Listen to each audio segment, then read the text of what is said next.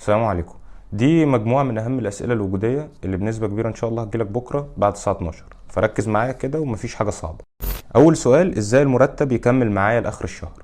هو ده سؤال مش مهم لكل الناس، لأن في ناس مرتباتها 20 و30 ألف، فدي تكمل معاها لآخر العمر، بس هنقول إجابته لأن الدنيا مش مضمونة يعني. هنفترض إن ده المرتب اللي أنت بتقبضه. أول ما تقبض المرتب هتجيبه وتشيله على جنب، ما تصرفش منه ولا مليم، بكده هيكمل معاك لآخر الشهر. السؤال التاني، ازاي اعرف البنت مالها من غير ما اسالها؟ ده سؤال حلو وبيجي.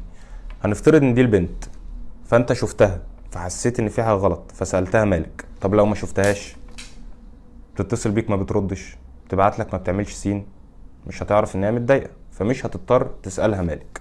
السؤال التالت، ازاي اتاقلم مع ظروفي؟ ده ظرف اهو، وده قلم، تحطه بالشكل ده وتلف كده، انت كده اتاقلمت مع ظروفك.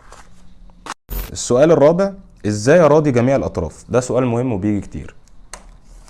هنفترض ان دي حياتك، تمام؟ انا عارف ان هي اسود من كده بكتير وان هي لابسه نيله، بس اعتبر ان انت بادئ صفحه جديده. هنقطع جميع الاطراف بالشكل ده كده، تمام؟ اللي مفكر ان احنا هنقطع الاطراف ونرميها ده حل ساذج. احنا هنولع فيها، لان مفيش اي طرف يستحمل